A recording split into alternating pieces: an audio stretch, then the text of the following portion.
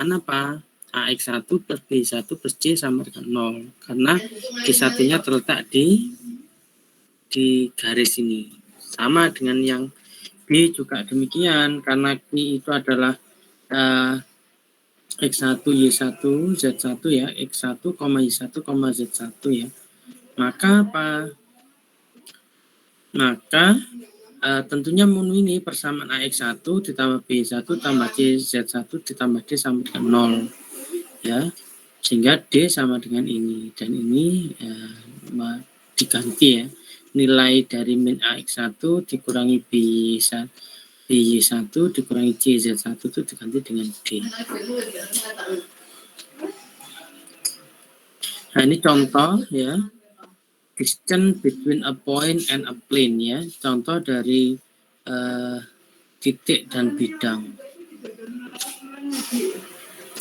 Nah, contoh ini ya, titik min 1, 1, min 4, dan min 3. Titiknya ada di sini. X0, Y0, Z0 ini titiknya ya. Terus bidangnya itu adalah ini.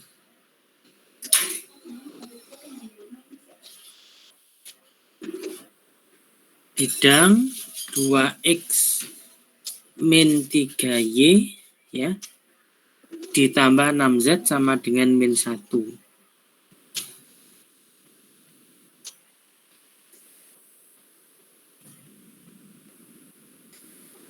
Nah, kita menentukan jaraknya apa? Titik min 1, min 4, min 3 ini ya, dengan bidang ini.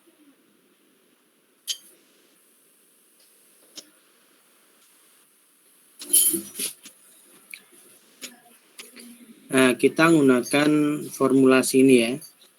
Berarti ini ya, formulasi ini ya. Norm AX0 ya. AX0 ditambah dengan BY0 ditambah CZ0.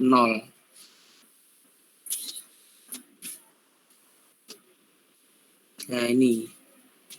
A-nya kan ini ya. 2, B-nya min 3, C-nya 6.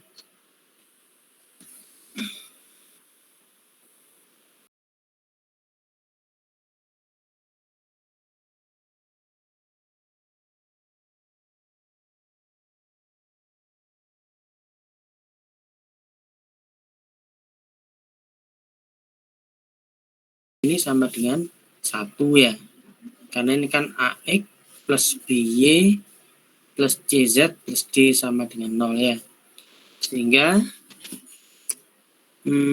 vektor ya, norm dari A kuadrat ya, nilai dari ini akar dari A kuadrat ditambah B kuadrat tambah C kuadrat kan sini ya, dari mana? Dari ini 2 min 3 plus 6.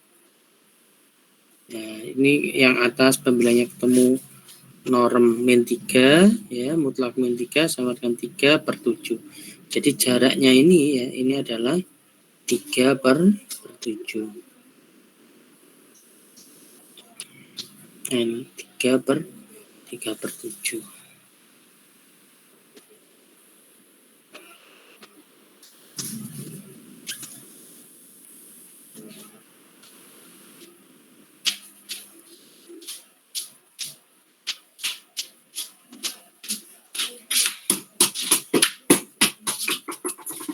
Mungkin ada yang ingin ditanyakan dari sini.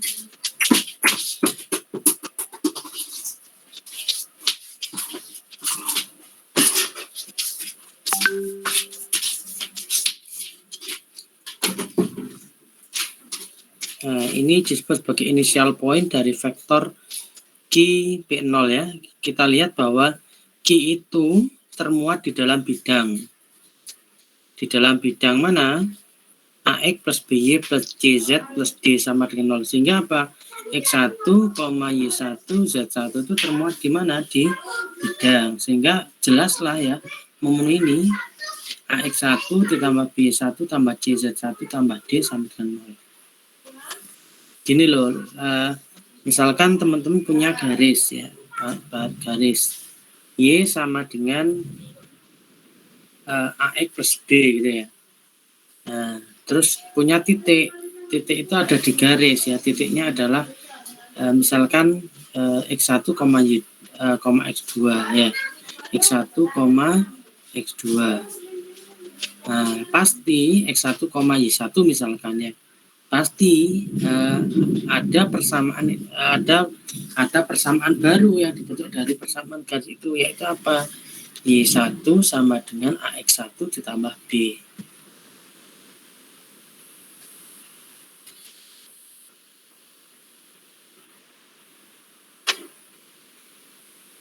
Jadi jarak ya, dari sini menunjukkan bahwa jarak dari sebuah titik terhadap bidang itu ya yang ini ya, yang tegak lurus ini. Ini jarak terdekat. Ya pasti jarak itu terdekat ya, bukan dari sini ke sini panjang vektor Q P0 ini bukan ya.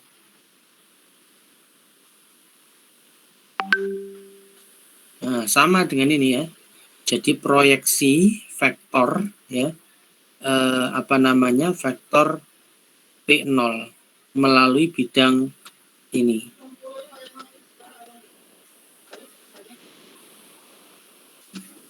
Nah, ini sama ya, ini diduplikasi di sini.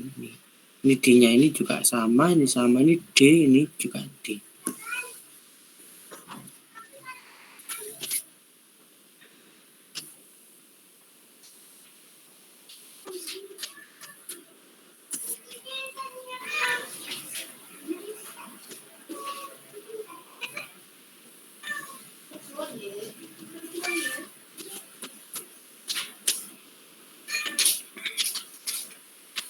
Mungkin ada yang ingin ditanyakan?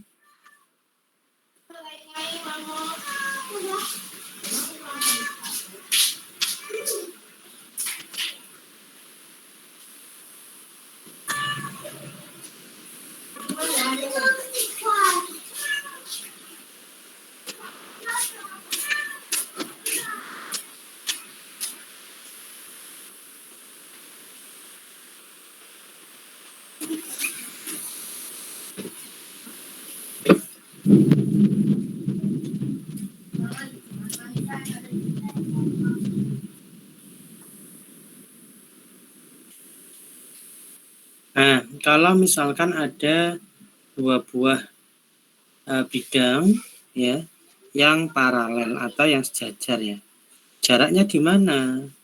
Jaraknya mewakili vektor bidang paralel ini adalah jarak antara P0 dengan W ini. Jadi cukup dengan diwakili oleh satu titik dengan bidangnya ini.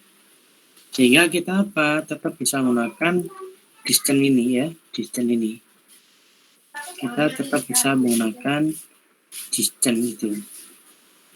Nah, misalkan ya, bidang X ditambah 2Y dikurangi 2Z sama dengan 3, dan bidang 2X ditambah 4Y dikurangi 4Z sama dengan 7 adalah paralel ya.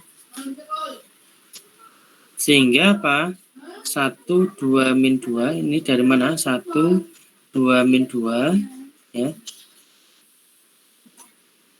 Karena bidang ini adalah namanya paralel, maka normal dari bidang ini juga paralel atau sejajar.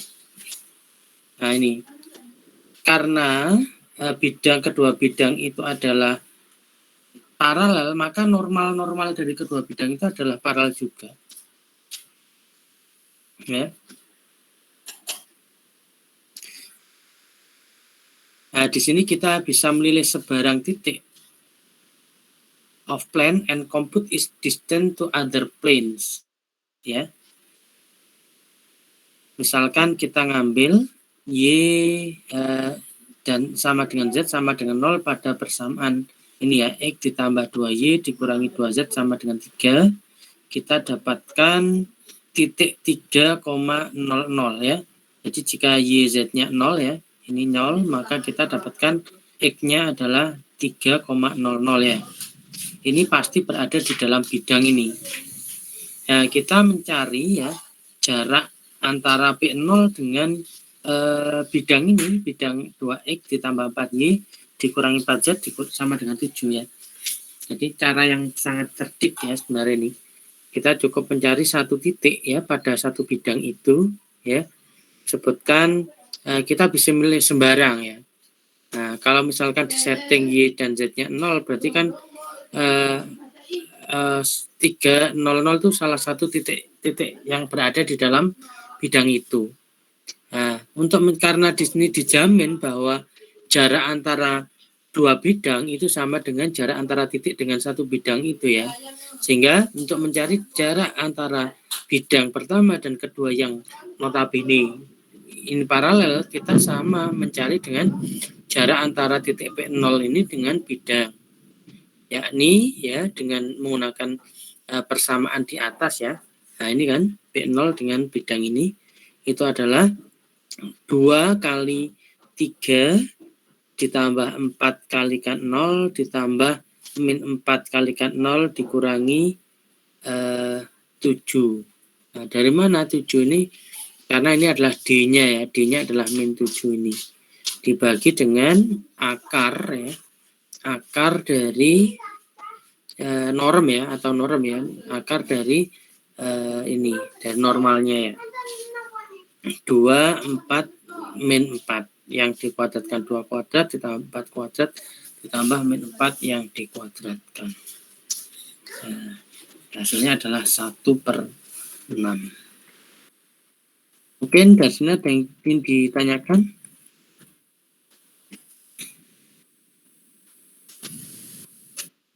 Pak izin bertanya ya. Untuk R4 dan ke atasnya itu berarti nggak perlu digambar atau gimana? Atau cuma hitungan saja? Untuk R4 itu memang ini ya, kita sebenarnya di alam ini kan R3 ya. R4 itu kan hanya konsep, hanya abstraksi saja, sehingga memang sulit untuk digambarkan. Jadi bumi ini kan kita berada di R3.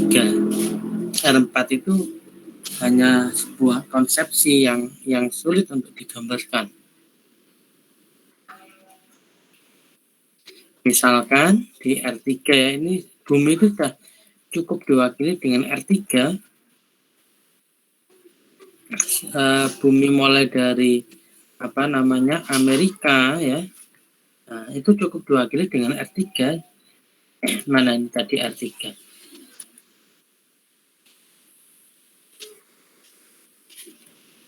Mana tadi ya di atas?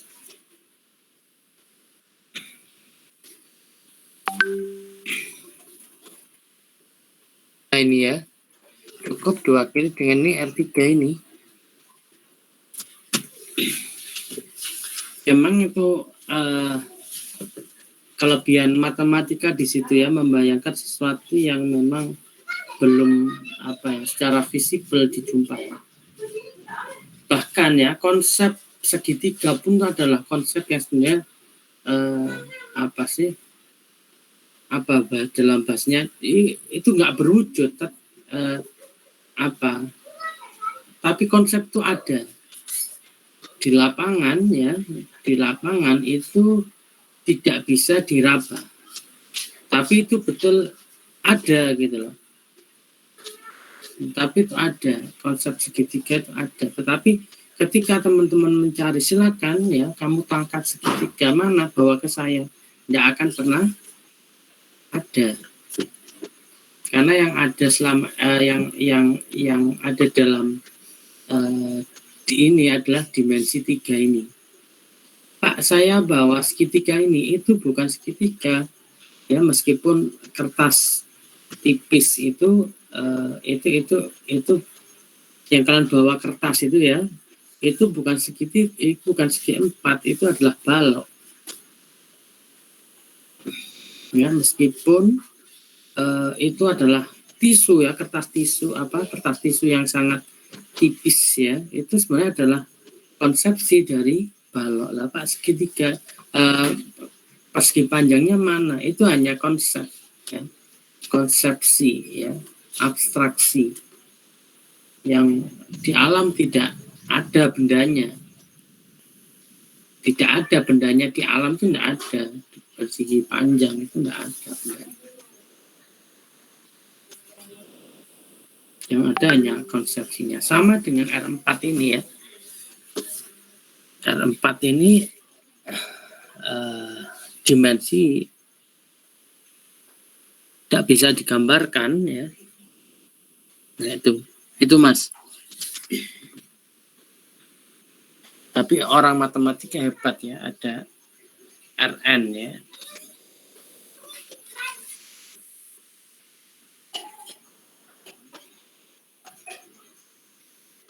Oke, ada yang lain? Itu ada kemungkinan salah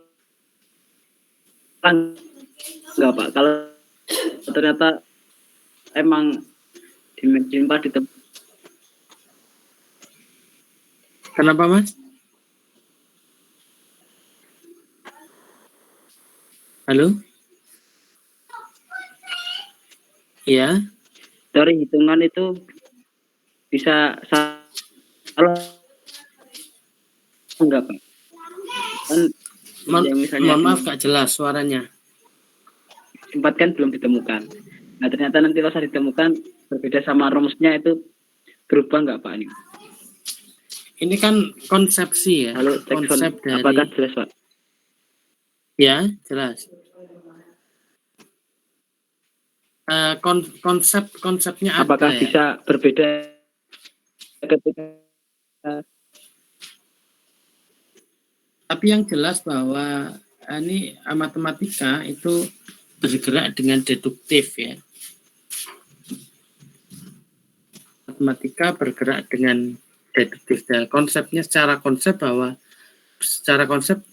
ini sudah proof ya, sudah artinya sudah sahih ya, sudah valid. Nah, memang tadi kan kendalanya memang sulit untuk digambarkan. Kendalanya adalah sulit untuk digambarkan, itu saja Mas. Oke Bapak, terima kasih. Ya, kendalanya untuk sulit digambarkan ya. Di contoh-contoh yang dijadikan di dalam buku ini ya maksimal itu di R3. Yang bisa digambarkan maksudnya ya. Yang bisa digambarkan adalah contoh-contoh yang di R3.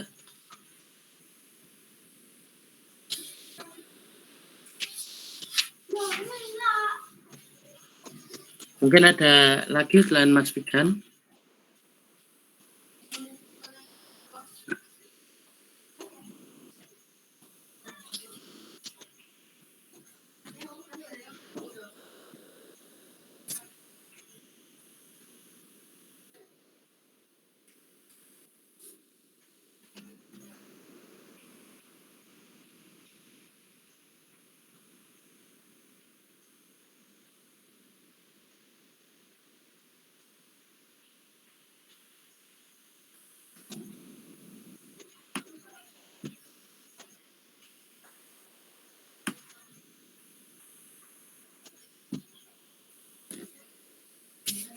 Oke, pripun? Ada yang ingin disampaikan lagi?